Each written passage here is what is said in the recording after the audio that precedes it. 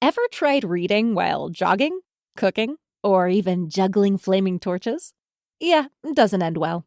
But with audiobooks.com, you can conquer books without the circus act. Dive into over 450,000 titles, including more than 10,000 free ones.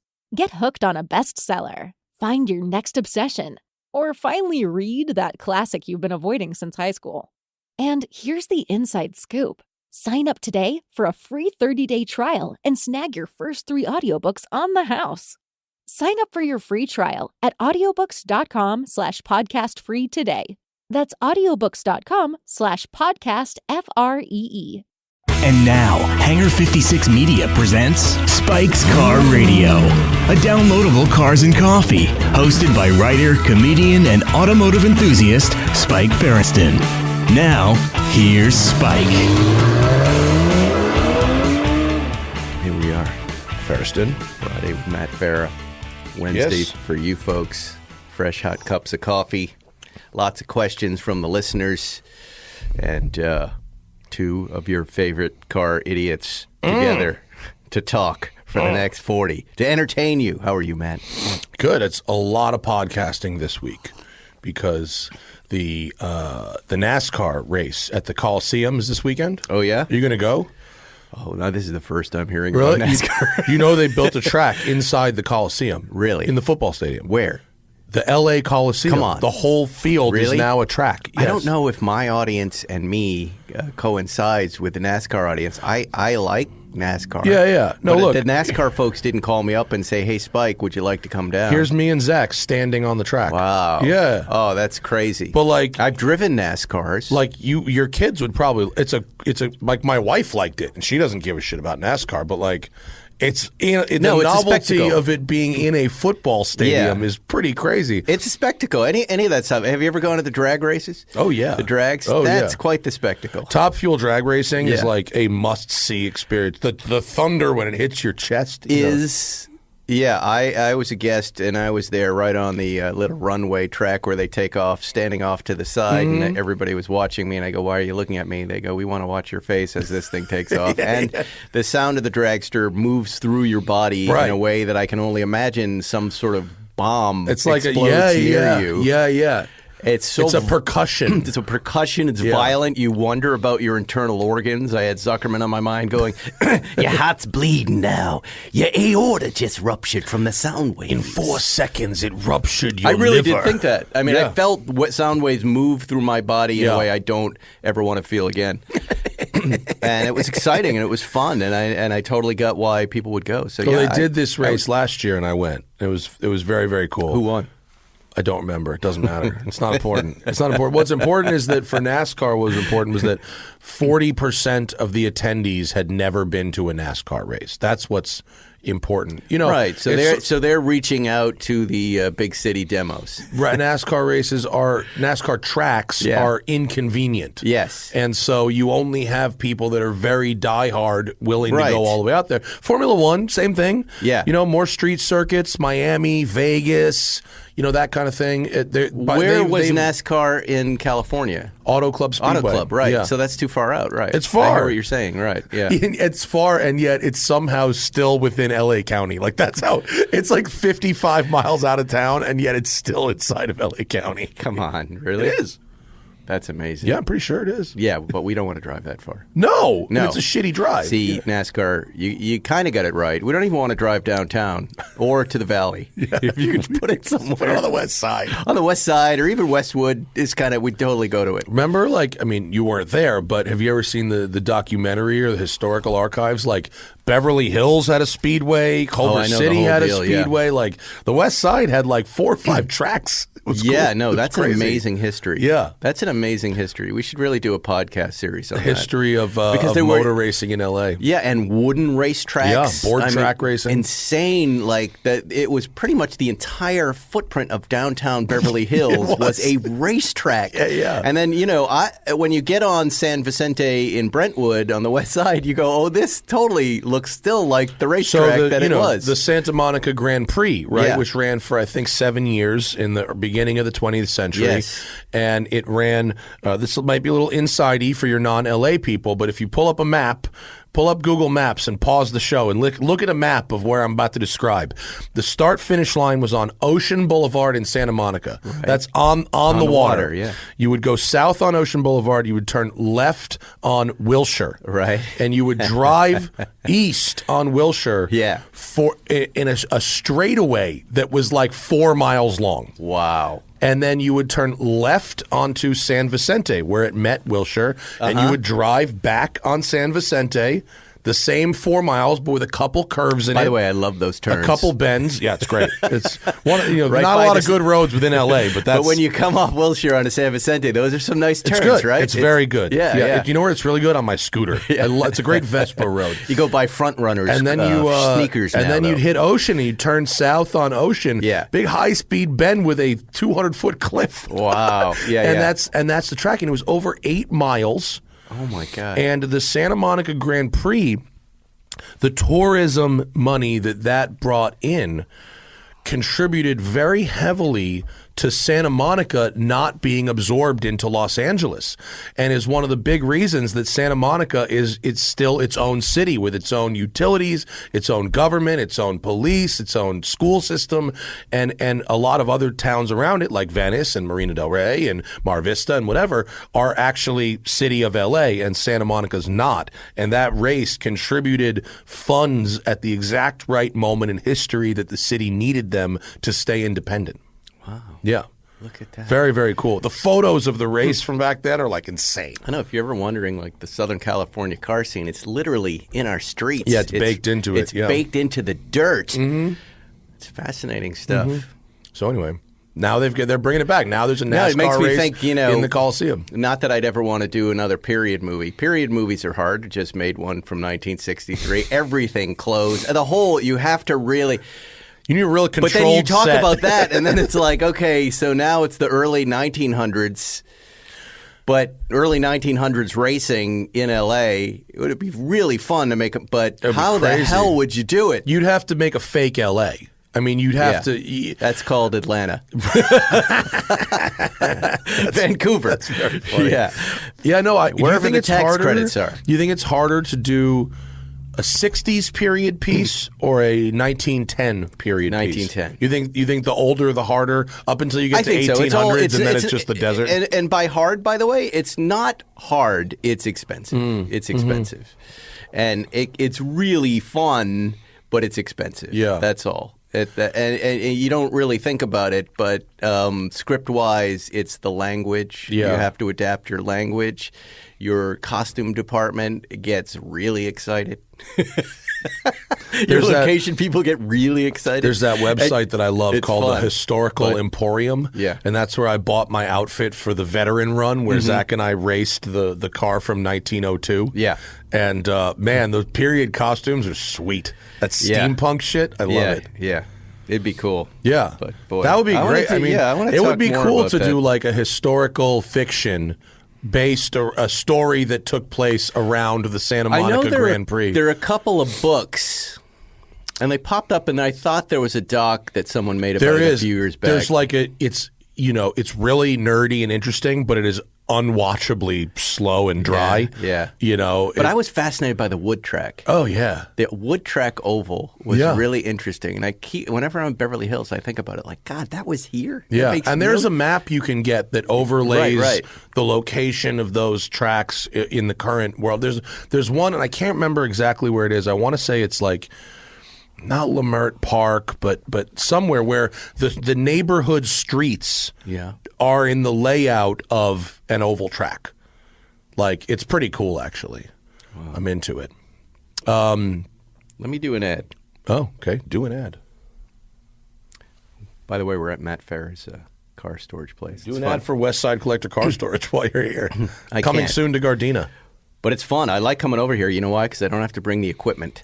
I can use your equipment. Studio. It's fantastic. I told you, Matt's helping me with our studio here at Hangar 56, Santa Monica Airport. I'll tell you the only thing I'm starting to get nervous about with that is the show then has to come to that place. Like right now, what I have is a little nuclear suitcase, right? And I can go anywhere and do anything. Or I can do this. I can come over. And it's really, or, when Jerry calls, hey, let's do a show tonight. It's over to his place. Yeah. And it's portable and it's easy to book. When you have the opposite of that, it's like, hey, here are my times. You all have to come to Santa Monica. There's a lot of complaining. Zuckerman in particular is going to complain a lot. Well, Zach and I did a show at the Coliseum yesterday. That's where we took that photo. And so we brought the video equipment. Yes. Wow. And when we got it packs up into a bin. And when we got there, it took me and him about, I want to say, 45 minutes to set it up. Oh, that's not bad. It's not terrible. And you could do a stripped-down version. That's not bad. You can do a stripped-down version of it. It's not that bad. You probably just – the difference is you would need a helper. That's the main difference is you probably wouldn't want to physically do it yourself. Just them helpers are expensive. I'm just saying, yeah. But it's not the way that we do it with the phones and Switcher Studio is much more portable than anything else in terms of video. I like that. But I also like the idea of having a space that's dedicated like this. That you can do both. You can do a hybrid. You can do both. Yeah. You can. There's no reason you can't do both. Do your ad. Do you want to be my new producer? I got 4 jobs, my friend. I don't need any more jobs. Today's episode is brought to you by Snap-on Tools and makers and fixers of Snap-on. The makers and fixers keep the world moving. You find them in the factories, skies, repair shops, roads, rails, building and maintaining practically everything and anything you can imagine. Makers and fixers are the backbone, of course, of the automotive industry. I know a lot of makers and fixers. There's one of our favorite makers and fixers, John Wilhoit, who works on our Zagato and made and fixed that car and made it beautiful. How about you guys? Matt, do you work? Do you wrench? Do you do any of your own fixing and making? Let me tell you something, Spike. Go ahead. What do you got? You did this podcast table. My friend made that for me. Was originally too low. Yes. And then you makered and fixed it by raising it risers. up. Added risers. Yes. See? Even Matt is a maker and fixer. And I changed a tire recently. Ah, that's good. And did it make you love your car more? Yeah, because I no longer had a flat tire. How about, do you have a story like that? Are you a maker and fixer? Go to makersandfixers.com/Spike911 /Spikes Car Radio and check out the Makers and Fixers on Instagram, makersandfixers.com/Spikes Car Radio. Go check it out and leave your story there. They're interested in promoting you and talking about you. Check it out. All right. Well, I have a lot of vehicles to talk about. Oh, yeah? You saw that I have the new Sondors Metacycle. I saw the photo of it. It looks so cool. It's cool, right? So cool. It's very provocative. And it's one of those things that, look, first of all, anything that is wholly electric must be provocative, in my opinion. It must be different. It can't look normal. I think where Livewire drops the ball a little bit is they made something that looks too much like a normal motorcycle. Sondors. Did you ride the Livewire? I did, and I liked it. I enjoy the Livewire a lot. I liked it too, but I thought it looked too conventional. This Metacycle is of a whole different idea. It's just a whole different world. And you probably can't tell by the pictures, but it's smaller. And when it looks like kind of dirt bike sized. Yeah, we have that Saran electric dirt bike in the garage. It's bigger and more substantial and definitely something you would feel more comfortable on the road.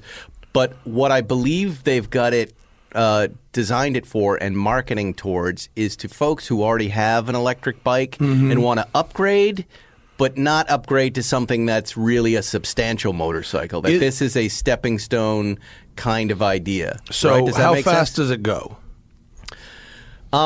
It's got 2 modes, and they just dropped it yesterday. Like the last time I was on this, it was the prototype. It's a completely different animal. This one, the prototype had no seat. It was kind of a hard piece of leather that went up your butt crack. This is wider and definitely more comfortable. It has a top speed in its normal mode of 60. Oh. If you put it in the sport mode, it's 80. I've ridden it once. I dropped it into sport mode. I would guess we're talking 0 to 60 in just somewhere middle 5s is what it felt like. quick enough. Yeah. But also, I keep thinking about what they said is stepping stone from an electric bike to a motorcycle. That's what it feels like. You get on this and it feels familiar, but more substantial and faster, but not as scary as, say, getting on a Ducati all of a sudden. Do you know what I'm saying? I ride a Vespa around LA, Yeah. so I imagine it's probably a similar experience to that. And it's quiet. My Vespa is like 26 horsepower, so it's probably something like that. Yeah, I think so. I mean, did he say what the predicted range is? If you're reasonable with it? I think it's about 80 miles. If you can get 80 miles out of it, that'd be fantastic. Here it is. Real world range of 60 with up to 80 miles under ideal conditions. I mean, that's for commuting. That's pretty solid. Yeah, I think their market is urban or in a town for sure. where commuters, on average, I guess, commute 16 miles every day. Yeah. So if you're that guy and you have a place to plug this thing in, and the plug is this, I wouldn't have known what this charger is, but the Suron has it. So there's kind of the basic electric bike charger. Then there's this new kind of charger that looks like that, but not a car charger or Tesla charger. It's just you plug it into the wall and then you plug it into the bike. My electric bike has a charger that's actually like an XLR cable, like a microphone cable almost. Three little prongs, right? And it's about an inch. That's about it. Yeah, that's exactly it. The transformer, whatever it is about this size right here. Well, that's cool. The frame is cast aluminum. I really want to ride it. What does it weigh? Hand operate. 300 pounds. Well, that's a little heavy, but not terrible. It doesn't feel that way, but it has a reverse gear. Oh, that's funky. So, for me, you've seen my little garage at home. I have to kind of back up a little hill. It zips out very slowly. Cool. It's got a little basket on where your gas tank would be. It's got a little whole container there where you can put your iPhone in, and it's got wireless charging right there. Pretty cool. Which is neat. You can drop the battery out and charge it, so you'd buy an extra battery, charge one. Hot swap a battery. Hot swap it. Is there, since it's brand new, what I would look for that is a little cargo box on the back that could hold like groceries. By far and away, and I ride a lot of motorcycles, both my own and press bikes, and I also have an electric bike that goes really fast. The biggest deal for me in actually making a motorcycle useful is that cargo box on the back of my Vespa that lets me get groceries or... We're looking at it right now on the phone there. There's not a spot for it, but I'm sure Storm has a plan for it. He'll have to build a bracket or that will go on the back. Yeah, I'm sure there will have to be, because every time he sends me a lot of his electric bikes over, because we're constantly on electric bikes in my family. Constantly. I mean, all the time. We're up in the mountains. We're at farmers market. We drive to the beach, which isn't really close to the house. You're not that close to the beach. These electric bikes have transformed our experience in the neighborhood, and it's really fun. And this, Sondors delivers this affordable electric platform in a variety of platforms, and this is just the newest stuff. So to get to the beach from your house, do you go down by Riviera Country Club and then down the canyon? We get that on way? the electric bikes. You go for a bike ride in your neighborhood. It used to mean you go for a bike ride in your neighborhood. The electric bike allows you to expand that circle by about 10 miles. It's crazy. Yeah. So, we jammed down San Vicente, and suddenly we're on a bridge crossing PCH, and then we're on the boardwalk. Oh, you go over that bridge. Oh, yeah, okay, you go by Ocean, which we were just talking about. Relive the... you lap the Santa Monica Grand Prix circuit. Exactly. And it's a transformative moment for you when you're in a city like LA and suddenly a minute later you're on a bike and on the beach. And then you can be back in the space of an hour. Yeah, it's cool. It's really cool. You just have to I'd love to try that thing. Storm, send it over when Spike's done with it. I'd love to. I know he dropped one off for Leno. He's got this one off over here, and I'm sure he'd be happy to let you ride it. Yeah, I'd love just to come by the house. Let me borrow it for a week or two. I'd like to play with it. I did take it out yesterday, and we jammed. It was fun. My son was on his Suron. Again, we kind of live in a neighborhood that no one's really paying attention to. So and the Suron already is on the edge of being illegal, right? In its riding mode, it goes 25 miles an hour or 20, and it's considered an electric bike. Right. You press a button, now it's an electric motorcycle, and there's a 12-year-old on it, so you can see the problem. Well, my vintage electric bike, when you put the the red key in, it goes from 24 to 40 miles an hour, and it is a bicycle, and it flies. Yes. And so I commute to work on it regularly. But aren't you fascinated by this gray area? It's hilarious. It's hilarious to watch, right? Yeah, my son does not, at least as far as I know, do dangerous shit on it. And as far as you know. Well, I don't let him ride by himself. Oh, So you can ride with me. You're on the street. I want to make sure you're being respectful. And then we go up to the mountains and off-road. He's pretty good. He can do whatever he wants as long as he has his gear on. But I'm always kind of watching. There are bands of kids now on the west side riding wheelies up the middle of the street because the Suron is very wheelie friendly. It's the Brentwood 12 o'clock boys? No, it's not Brentwood. It's Palisades and Malibu mostly where you're seeing this. Malibu's most wanted. Oh, man. No, they're in the parking lot where we're at Bill's where we had the car shows. They're now, I mean, the worst place where hilarious. Tourist drivers are backing up. Post-apocalyptic Bills. Yeah, they're doing 20 miles an hour wheelies between cars, and you're like, guys. Malibu is now Baltimore. But, usually what I do to ground the Suron to legality, right? Because there are police in the neighborhood, is I ride my pedal Sondors XS, right? So if there is a peace officer there looking, he'll go, it's an electric bike. That other one must, even though it has pegs, must be an electric bike. Yesterday, he goes, let's go for a ride. I go, okay, but now I'm on a motorcycle and I'm communicating a different idea. Yeah. And I got a helmet and a license plate and you don't. And he just looked at me cross-eyed. I go, all right, let's do it. And we rode, and it was really fun. It was interesting thing about that Metacycle, really I bet you could just take the plate off it, and ride it as if it was a bike. And I bet you no one would say anything. Except for the police. No, they would. You think so? You think it looks sufficiently motorcycle? I think like anything new, and you've had this experience certainly, you have this grace period of a peace officer pulling you over going, hey, what is that? Yeah. And then, but once they go, oh, you're riding a motorcycle that's not registered, then you're potentially in trouble. Sure. You're potentially in trouble. Yeah. Well, like I always say, any bureaucratic system, no matter what it is, depends on the mood of the individual with which you are dealing in that very moment. The other vehicle I've just got out of was the 2023 Volvo XC90. Recharge. How good is that interior? Drive. Delightful Ultimate interior. Bright Edition. Did you drive it? I've driven XC90s before. The interiors are amazing. This They're great. is the plug-in hybrid. Yeah. So it's a quick little, I think, inline four. I believe it's a twin-charged, right? Turbo and supercharged 4-cylinder with a mild hybrid. Yeah. 30 Yeah. miles, all electric, and 3 rows. And you're from the East Coast, right? Mm-hmm. It's that kind of preppy guy. It is a waspy vehicle. It's a waspy, preppy, nice thing. I drove it over to see Seinfeld when he was at the airport. He loved it. I loved it.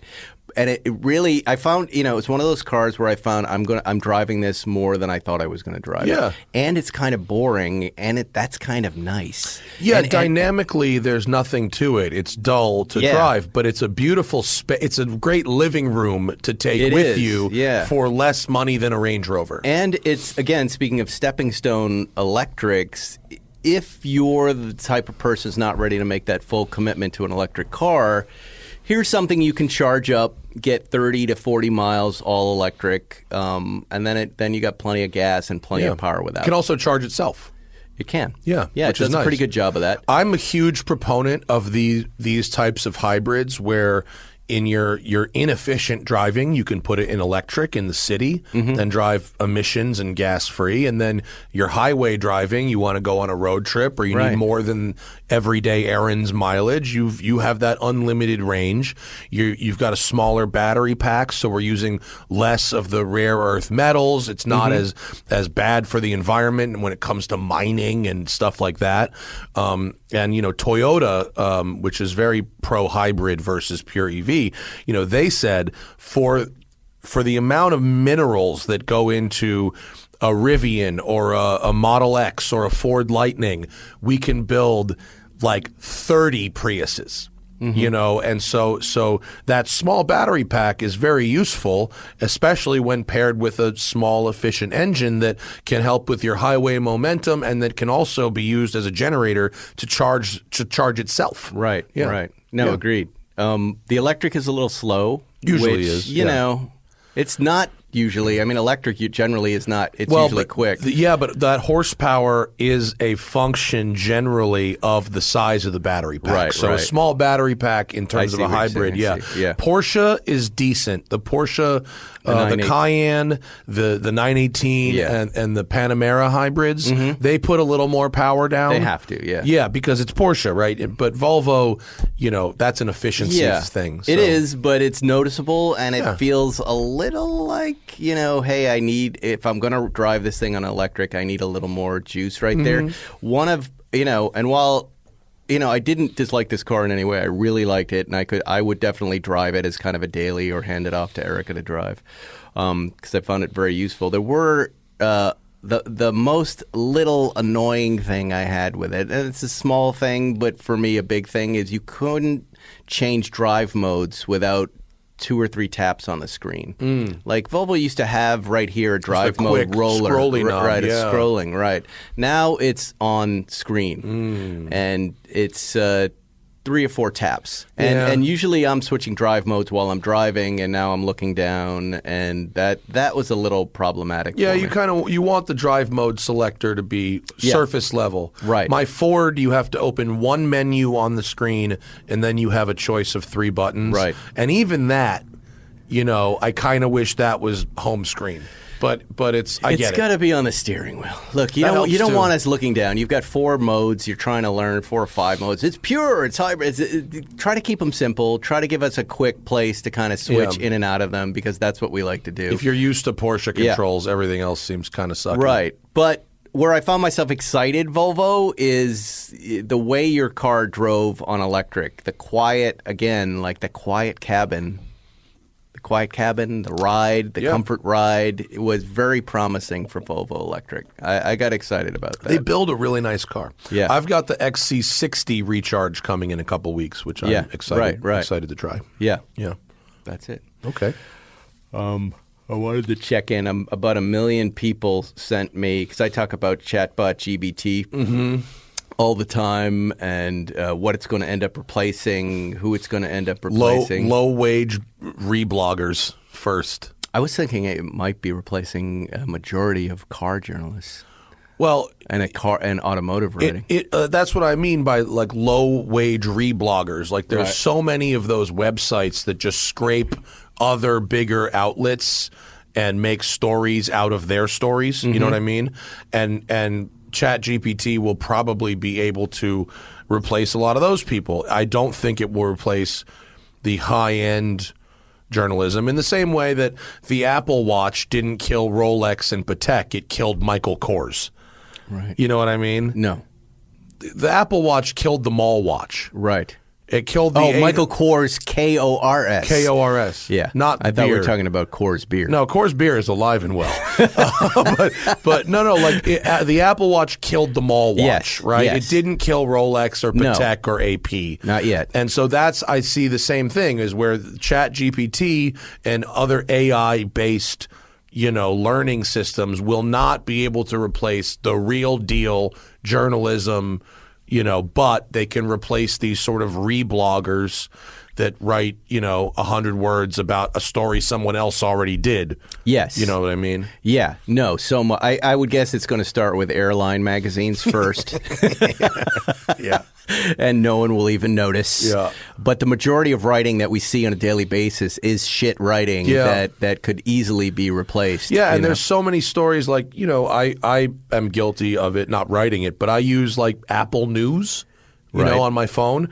And it's like so many stories of like, these 4 people on Twitter say this thing. Like people on Twitter are saying this about Prince Harry. And so you suspect that's all AI writing? But if it's not now, it will be. That's the kind of thing that will be replaced by it. Right. Easily. Yeah. Did you ever take a look at Yahoo's page on a daily basis? No. I do. Why? What's happening over at Yahoo? I am embarrassed to say this, but I am always trying to be honest with my audience. I have a Yahoo email address.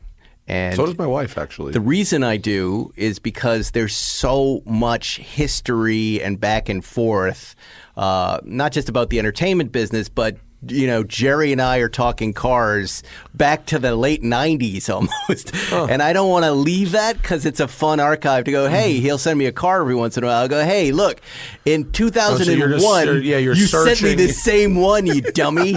and you didn't buy it then, you're not going to buy it now. That's funny. So there's probably there could be a coffee table book in your emails from the 90s about it is epic. Cars. It is epic. And then the text thread that Zuckerman and Jerry and I have has been going on for over 10 years with pictures and everything. And we film a lot. I iPhone film a lot of Jerry and Paul and I and our friends driving. I'm sure I have stuff and I save it. So somewhere there'll be a doc later on that no one will care about. But I'm always on the front page of Yahoo. And here's what I've noticed. Elizabeth Hurley is taking bathing suit pictures a lot.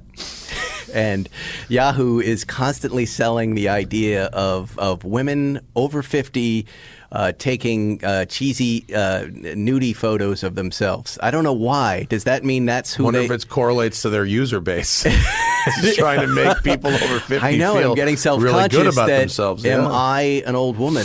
Is that what I am? You could be. Because it's every day. It's Paulina Porizkova so decided to celebrate Arbor Day naked and take pictures, or Elizabeth Hurley is celebrating the Ides of March with another bikini photo. Interesting trend. I don't look. Am at I the the only person who notices this? This is You're the only person who looks at the front page of Yahoo. The stuff that my wife is always telling me to shut up. I'm trying to watch TV in the house. That's hilarious. This is what happens. Yahoo's literally across the street from me, and I never look at their website.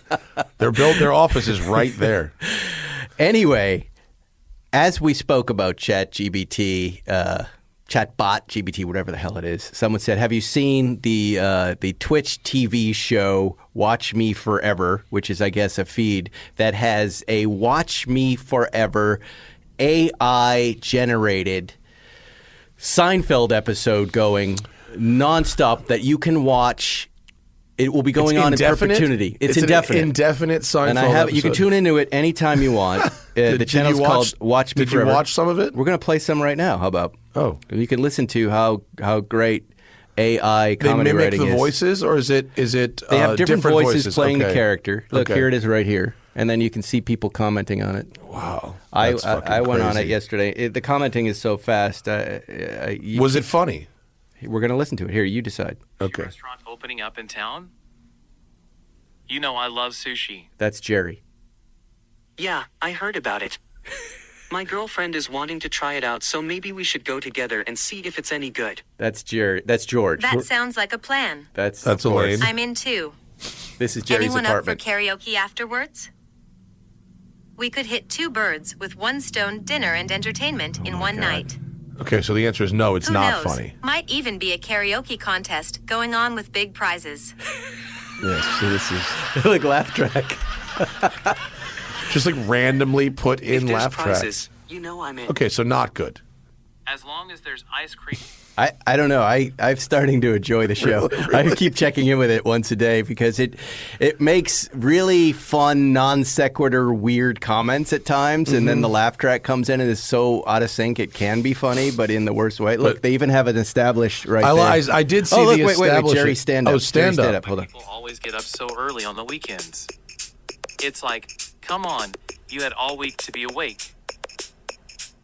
And why is it that whenever I'm in my car and a light turns green, the person in front of me always takes their sweet time to accelerate? I mean, did I miss the memo that said all of a sudden green meant go as slow as physically possible?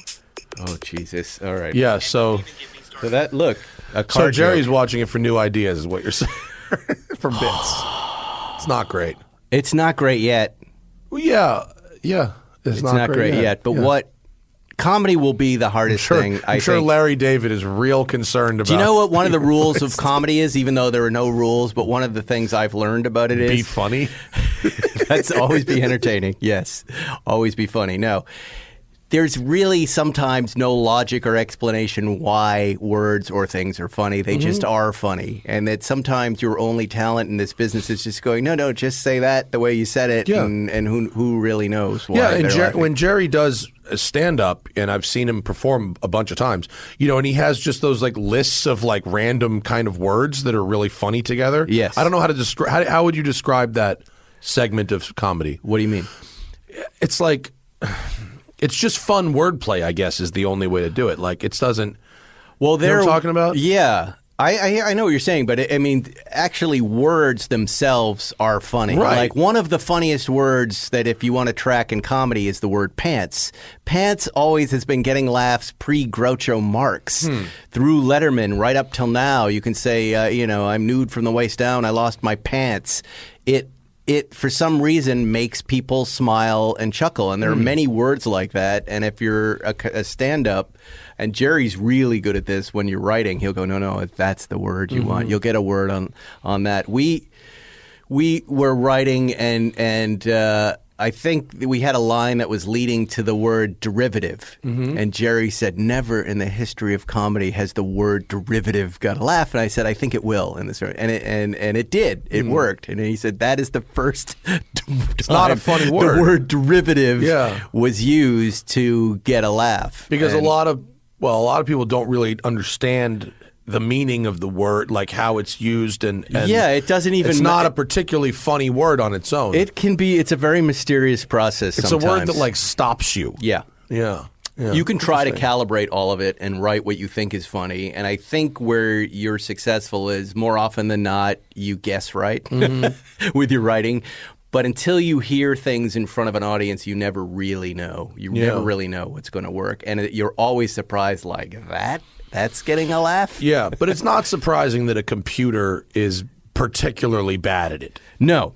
You can't – that seems like the very last skill that you could make a computer be is funny. But in the last 3 weeks, have been entering a lot of things that I'm developing and working on in there. Going, hey, write me a synopsis about this. Write me a sitcom synopsis about that. And here are the variables. Out anything usable? And it spits out the perfect, like if you wanted to create an AI network development executive, you could immediately go, the development executive could be replaced by AI because that's the same shit they're saying, and they're $250,000 a year. But, there was one last week where I'm working on this thing with these guys, and it spit out a line. I said, boy, I hadn't really – the rest of it was shit, but I was like, that point of view is actually useful to me. Okay. And I took it to the table, and we worked, and it actually gave us something. Oh, all right. So it was a useful kind of feedback thing that you can then make your own, which all writing is kind of that anyways, right? What you just said about replacing a network executive got me thinking about every network meeting I've ever been in about a car show, and whatever I give them, they give me back the same exact thing, which is, don't you like have some friends and you guys could have like a crew and you'd like find barn finds or like buy and flip cars or like fix, and they all say exactly the same thing. So if you put in, hey, pitch me a network car show into ChatGPT, you would probably get that exact thing. Let's do it. Like 4 guys from Middle America have a shop. They're always almost running out of money, but they find cars, do it today. Fix them, and flip them. Yeah. Spike, Matt Farah, Johnny Zuckerman, and Jerry. Go ahead, add it in. Send me your best ChatGPTs, and we'll read them on the show. What would our shop be called, and what would we do with that shop? Yeah, just give it a few variables. Chat GPT pitch meeting. Just make sure you put in, and Johnny Lieberman, who has beard lice. Roses are red, violets are blue. Our friends at Manscaped have a gift for you. Manscaped is now selling beard products. That's right, you heard Johnny get his gift last week. The leader in grooming and revolutionizing men's hygiene game once again with the new Beard Hedger Pro Kit. It all starts with the Beard Hedger. This cordless trimmer has a rotary wheel with 20 hair cutting lengths, all with one guard, so no more messy drawers, full of extra add-ons. Oh boy, they know about this stuff. I have that drawer. I looked at it this morning and went, what are all these pieces? With this kit, it's never been easier to sculpt your precise look at any length to make sure you're looking extra lovely this Valentine's Day by using the Beard Hedger. And even better, save 20% off and free shipping by going to manscaped.com and using Spike20. Manscaped.com, Spike20, the Hedger. is an electric beard hair trimmer, a premium beard sculpting machine. And Manscaped and Valentine's Day are the perfect pair, and so is the Beard Hedger Pro Kit. You can ask Johnny all about it. When he comes back from Bahrain, we'll ask him about it. He'll need some beard help. In the kit, beard shampoo, beard conditioner, beard oil, beard balm. That's a funny phrase. Beard balm is a funny phrase. Beard balm exploded. Ointment has always been a funny word for a while, but beard balm, yeah. See, anytime I go, beard balm, that would make my friend Jerry laugh. Anyway, check it out. It's cool. I'm sure your boyfriend or husband might have a beard. This is the perfect thing for them. They really will like it. Johnny really did enjoy it.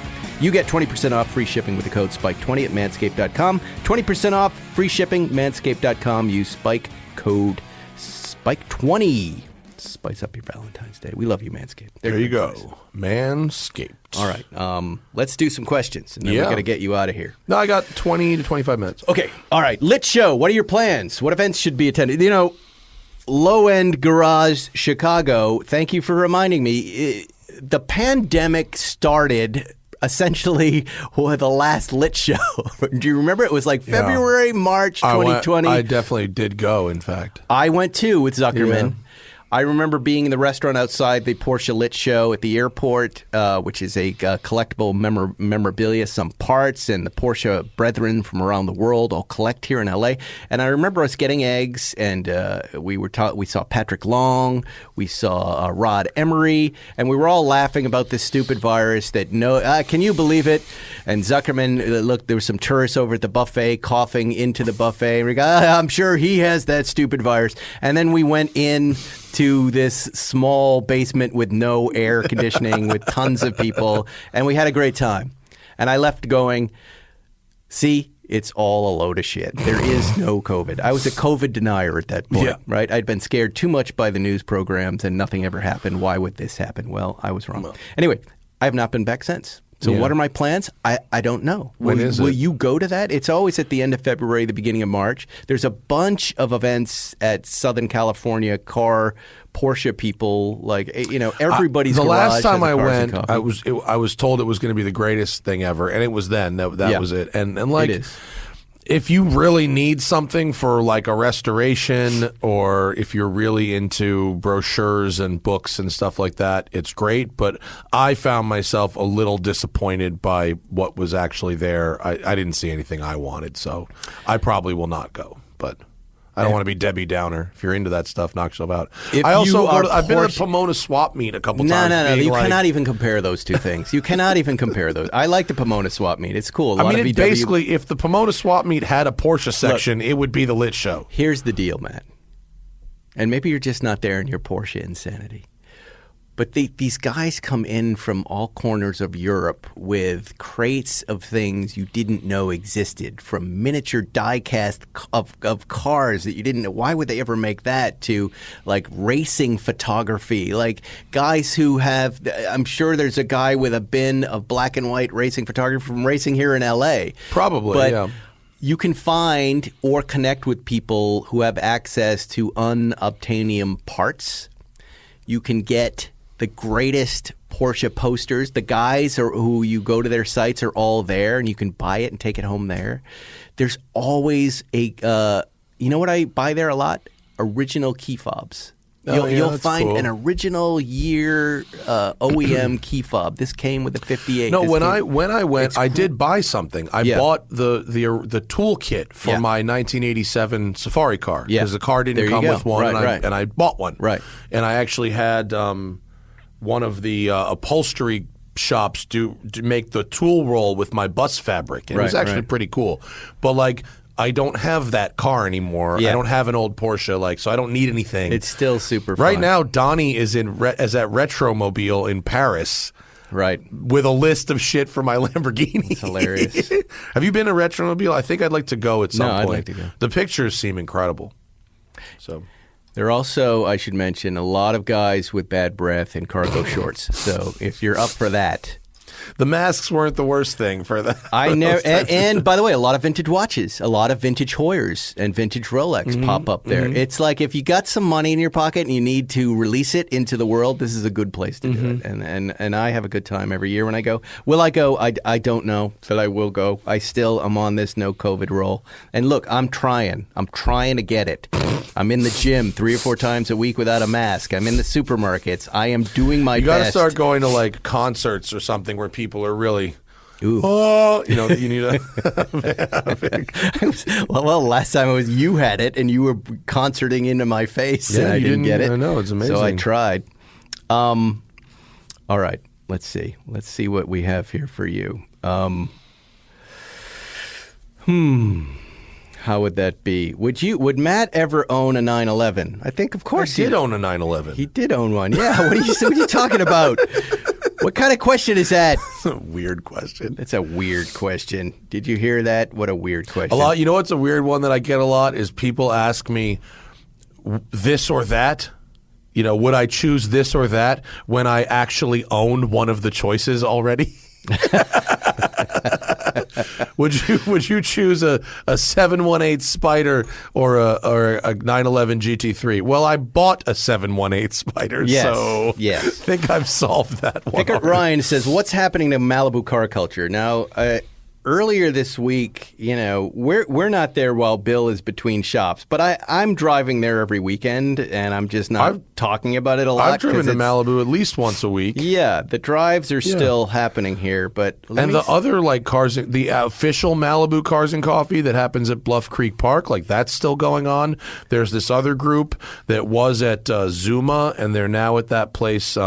What's it called? Aviator Nation across from the pier. I went to a Cars and Coffee a couple weeks ago that they had. Like, there's still Supercar Sunday on the other side of the hill. Insane. Like, there's still stuff. Yeah, well, these folks aren't here. They're just looking at Instagram and going and perceiving it the wrong way. But, the city of Malibu put out a statement on their Instagram. Apparently, there was a Zuma Cars and Coffee event. There was another, again, permits, and people are showing up.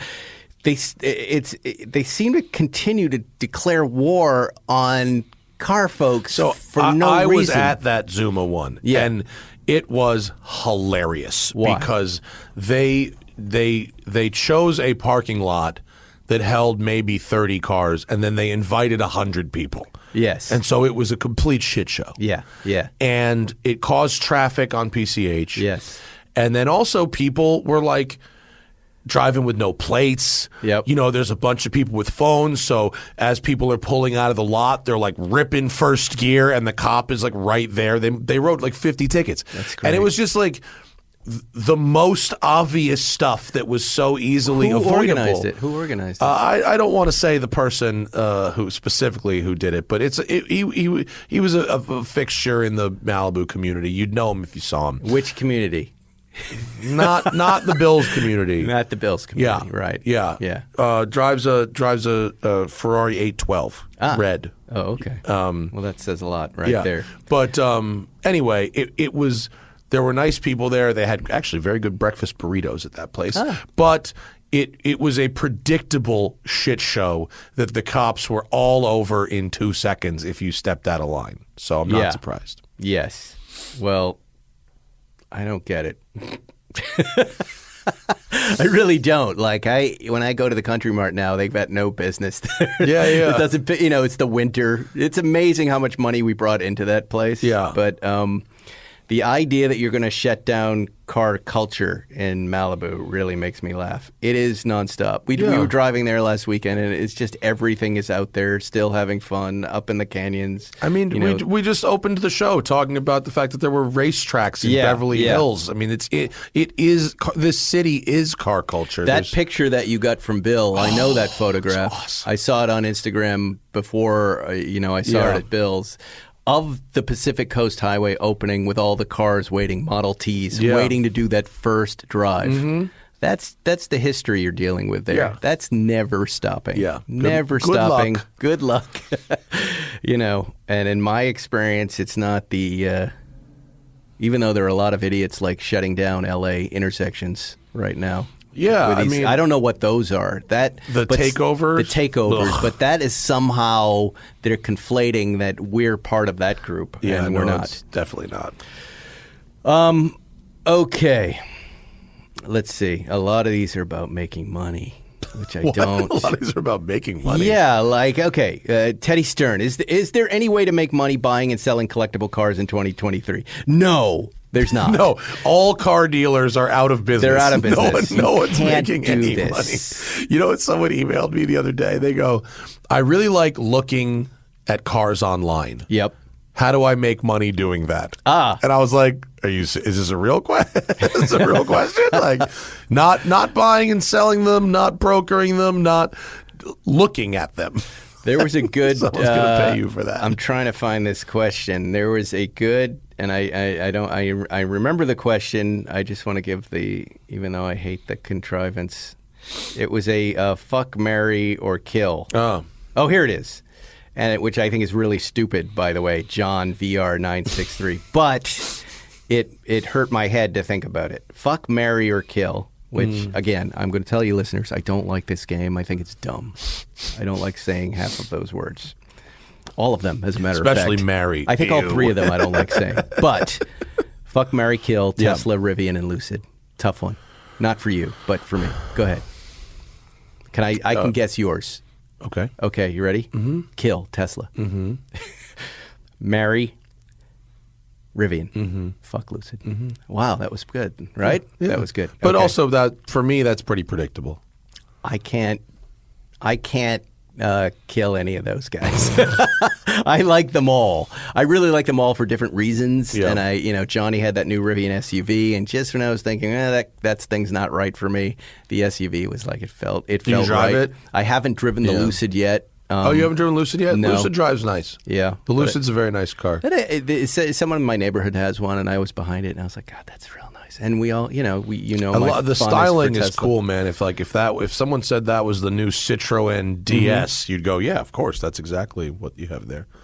It's neat. But yeah, I would just fuck all three of them. How about that? Menage a trois. For you. GR Corolla or Civic R? I keep hearing this question. Which would you choose, Matt Farah? I personally prefer the GR Corolla if it's the Circuit Edition.